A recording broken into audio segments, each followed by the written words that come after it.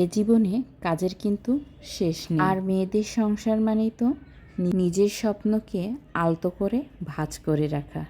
কি ঠিক বলিনি? হ্যালো এভরিওয়ান, আসসালামু আলাইকুম। আজকে ছোট্ট একটা ব্লগ আপনাদের সাথে শেয়ার করব।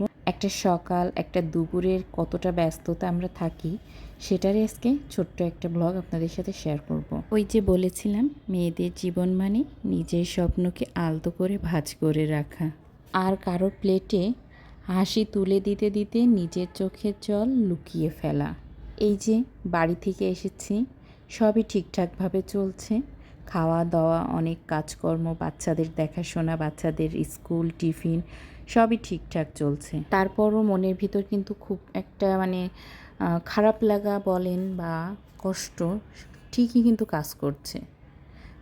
খুব বলতে, এই যে কাজগুলো তো করছি, দিনগুলো তো চলেই যাচ্ছে, কাজগুলো শেষে আমরা রেস্ট নিচ্ছি, আমরা অন্য কাজে চলে যাচ্ছি, কিন্তু এর ভিতরেই কি মনে হচ্ছে যে অনেকটাই সুখী আছি? না, যেহেতু বাবার বাড়ি থেকে এসেছি, অবশ্যই তো কষ্ট লাগছে। আর এই কষ্টটা সবসময় তুলে ধরার মতন উপায় তো নাই। তো নিজের কষ্ট, নিজের চোখের জল লুকায়েই কিন্তু মেয়েরা সংসারটাকে এগিয়ে নিয়ে যায়। তো এই তো সাবা স্যারাকে স্কুলে যাওয়ার জন্য রেডি করলাম, লিফটের সামনে দাঁড়িয়েছিলাম, ভাবলাম গাছটা একটু পানি লাগবে। তো এদিকে দেখি ওরা চলে গেছে এবং ওদেরকে দেখার জন্য আমি আবার বেলকনিতে গেলাম। যেহেতু আমরা 10 ফ্লোরে থাকি, তো একটু জুম করে আপনাদের দেখালাম। আর দেখুন, জুমটা ছেড়ে দিলে একদমই দূরে চলে যাবে। তো যাই হোক, এবার চলে আসলাম রান্নার কাজে। ওদেরকে আনার আগে, স্কুল থেকে আনতে যাওয়ার আগে আমি দুপুরের রান্না, সকালেরটা সবই সেরে ফেলার চেষ্টা করি। তো এই শিং মাছগুলো আম্মু বাড়ি থেকে দিয়েছিল, দেখুন কত সুন্দরভাবে ক্লিন করা, কোথাও কোনো কালসে ভাব নাই। আর এটাতে হলুদ মাখিয়ে মনে হচ্ছে যে এটা শিং মাছ না অন্য কিছু।